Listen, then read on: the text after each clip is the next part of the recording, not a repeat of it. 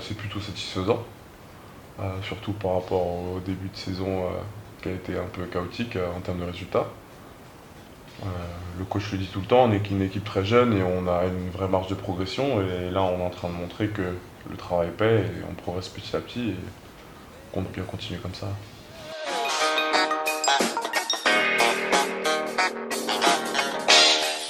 On est toujours en cours d'adaptation, c'est pas facile parce que Steve c'est quand même une pièce maîtresse de notre équipe. Et d'un côté, c'est bien pour certains joueurs de l'équipe qui peuvent sortir un peu de leur coquille. Je pense beaucoup à Karl, euh, qui est très très talentueux, mais qui était un petit peu dans un, il avait un espace assez confiné. Et puis maintenant, il est obligé de sortir et de se montrer vraiment pour pouvoir pallier à l'absence de Steve. Et il y a d'autres joueurs justement ouais, qui commencent à faire de bonnes choses et c'est comme ça qu'on essaie de rattraper un peu le cas. J'ai aucune science par rapport à ça. Moi-même, je suis choqué. Chaque saison, bon, que ma troisième saison en Pro B, mais chaque saison, je me suis dit, cette année c'est serré, j'ai jamais vu ça. Mais j'ai l'impression que c'est de pire en pire. Et là, c'est vraiment impressionnant. Je sais pas si ça a déjà été comme ça auparavant, mais cette année, c'est impressionnant. Le dernier qui a quoi, 7 victoires, les derniers qui tapent les premiers, là, vraiment incompréhensible. D'un côté, c'est pas facile, mais j'aime bien parce qu'il y a un certain challenge. Ouais. Et on peut pas se relâcher, on peut pas se reposer sur ses lauriers. Et j'aime bien ce côté-là où il y a une petite pression positive, on va dire.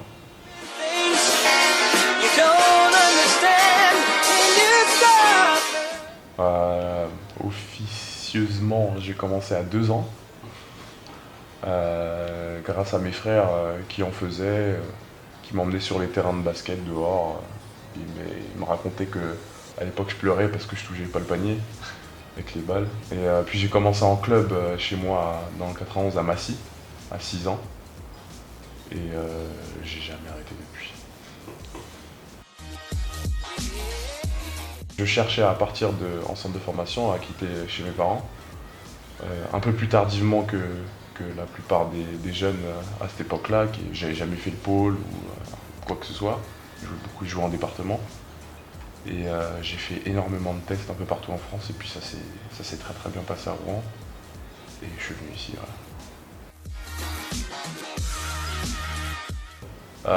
Sportivement, on est passé qu'à des premières div à qu'à des deuxièmes div. La Pro A est passée en Pro B. J'ai été blessé presque toute la saison. Je me suis cassé le coude, je me suis cassé la cheville, j'ai eu la grippe A. C'était le super butin cette saison-là. Mais par contre, si, ouais, j'ai rencontré des gens vraiment que j'aime beaucoup, dont mon meilleur ami aujourd'hui. Voilà, qu'est-ce que je ferais sans lui? Et, oh non, il y a quand même beaucoup de positifs. Ça m'a fait vraiment grandir mentalement.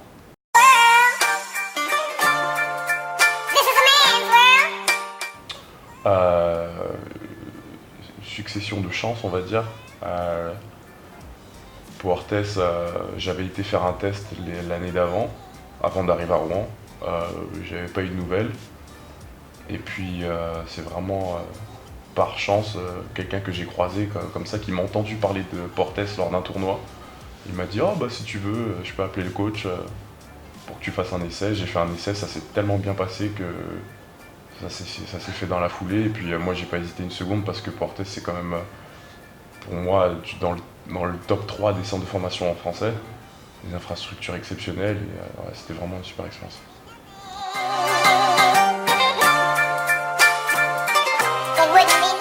Déjà, j'ai eu la chance de côtoyer déjà des grands joueurs. Euh, non pas forcément grands joueurs en termes de statistiques sur le terrain, mais en éthique de travail et d'expérience. Je pense à Joseph Gomis, qui a été mon grand frère là-bas, que je remercie jamais assez. Il s'est occupé de moi comme personne ne s'occupait de moi. Il y a des joueurs, Alex Hacker, qui m'a énormément conseillé, Adrien Moerman, Nobel Boumkolo, de qui je suis très proche.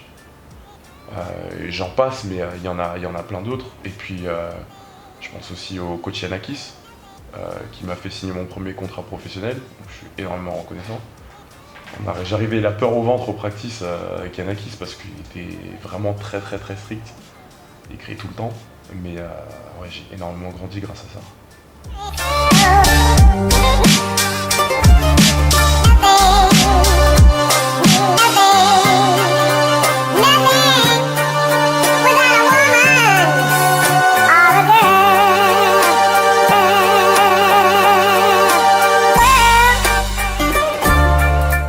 Bon, honnêtement, il n'y avait pas énormément de choix parce qu'on voit il y a beaucoup de Français qui sont au chômage en ce moment. Donc c'était vraiment saisir la meilleure opportunité parmi les premières qui se manifestaient. Et j'ai aimé le discours qu'on m'a tenu d'une équipe qui était très très ambitieuse.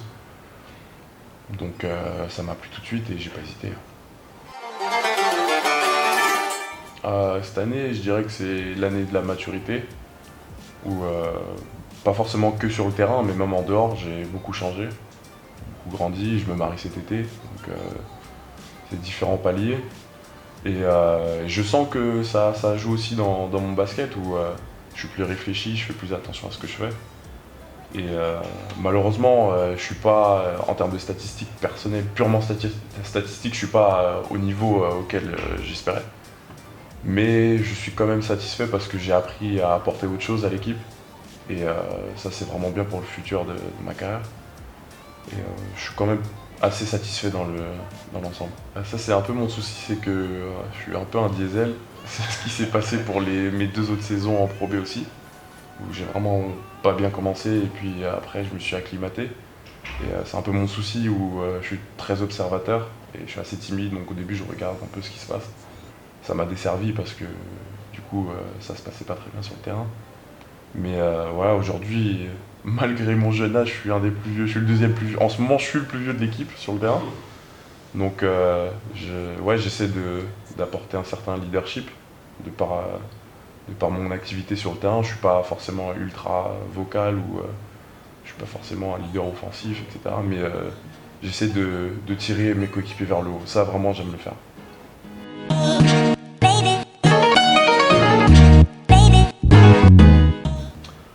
Collectivement gagner, j'ai beaucoup perdu les 2 dernières saisons, j'ai envie de gagner un maximum. Le top ce serait d'accrocher les playoffs, j'aimerais vraiment beaucoup les faire. Et individuellement parlant, bah, me montrer de plus en plus efficace et puis aussi prouver aux gens que j'aime mouiller le maillot, que j'aime me donner à fond tout le temps. Je suis quelqu'un d'assez euphorique et j'ai envie que les gens retiennent mon énergie positive.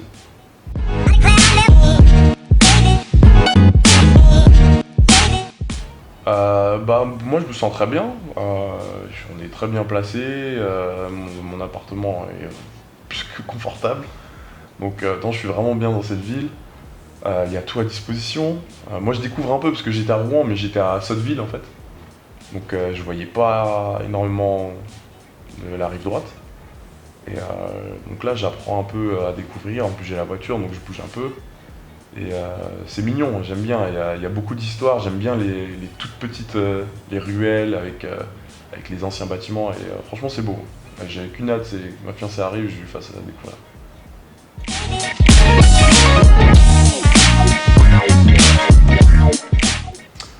Temps libre, bah, ça dépend. Le week-end, bah, si on a un jour ou un jour et demi off, j'essaie de rentrer voir mes parents qui sont sur la banlieue parisienne, donc c'est pas très loin, ça c'est cool. Après, le temps libre, je dors, hein. Je dors, je regarde des séries. Ouais, je suis un peu casanier. Je fais pas des trucs très fous. Je vais au cinéma tout seul. Ouais, vraiment, je fais pas grand chose vraiment.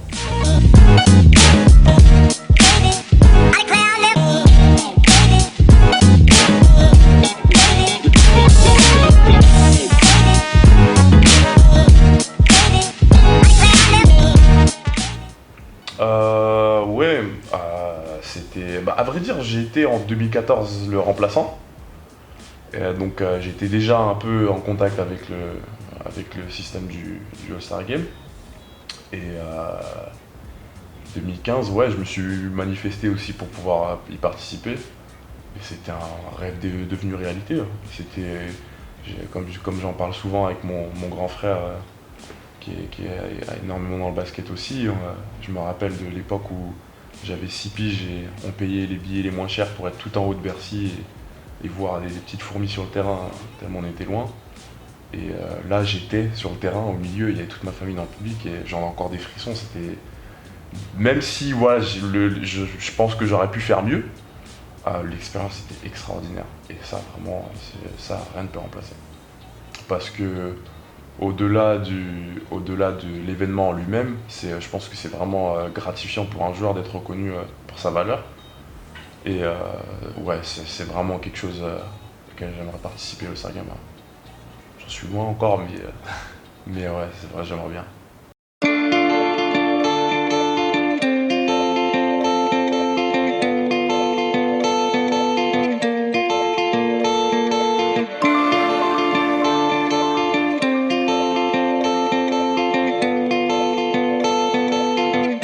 Ouais, en fait, c'est un événement organisé par mon grand frère Funch Currier.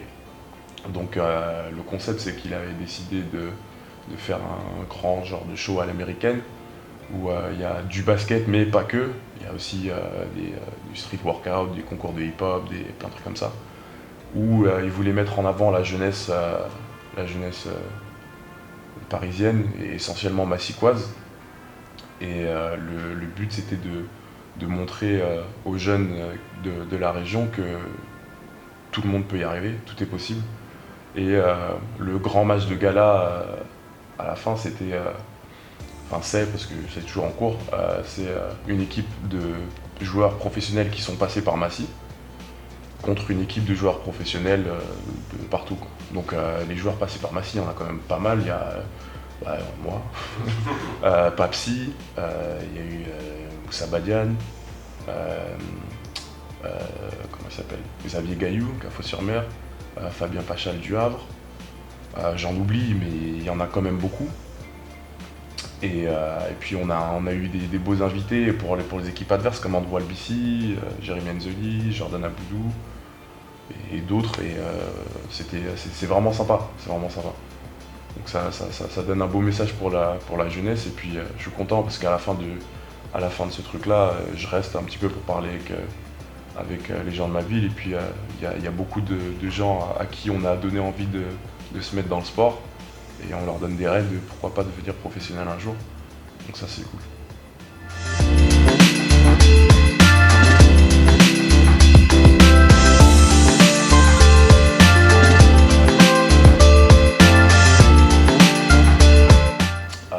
Les Nike Foamposite. Chaussures de peignard, ouais, les super. Il m'en faut d'autres encore.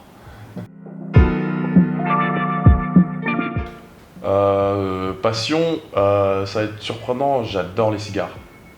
Ouais, vraiment, même sans forcément les fumer, mais les collectionner, j'ai une boîte à cigares, c'est quelque chose que j'adore. Vraiment, je passe énormément de temps à regarder qu'est-ce que je peux trouver, qu'est-ce qu'il y a de nouveau, etc. J'adore ça. C'est un tout, c'est vraiment... c'est ça, ce que ça représente, l'odeur que ça dégage, le toucher, c'est une passion, je ne peux pas l'expliquer, mais j'adore les cigares. Ouais. Ah, temps de faire un petit peu de pub. Tous les dimanches, avec les gars, on va chez les Fils à Maman. Donc c'est un resto brunch qui se trouve rue Martinville, je crois, centre-ville. Et tout est fait maison, c'est magnifique. Au début, je suis allé tout seul par hasard. Après, je suis revenu. Ensuite, j'ai amené quelqu'un. On a amené quelqu'un d'autre. Et puis maintenant, on y va à 8. Donc c'est vraiment bon. Vraiment super.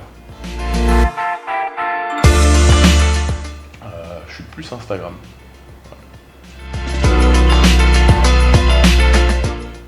En ce moment, je dirais PJ Tucker. C'est un joueur de Toronto. Parce que je m'identifie un peu à lui, comme quoi il peut scorer, mais il apporte autre chose et le scoring ça devient que du bonus. C'est vraiment un excellent défenseur, tout le temps dans l'énergie, à crier, j'adore ce joueur. Ouais, il est vraiment chiant sur un terrain, c'est le virus. Voilà. je dirais celui que je fais le plus souvent, parce que c'est celui que je maîtrise le plus et que je sais que c'est sympa à faire.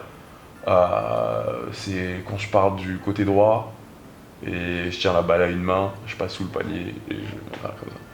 C'est le plus simple et joli à faire que j'ai.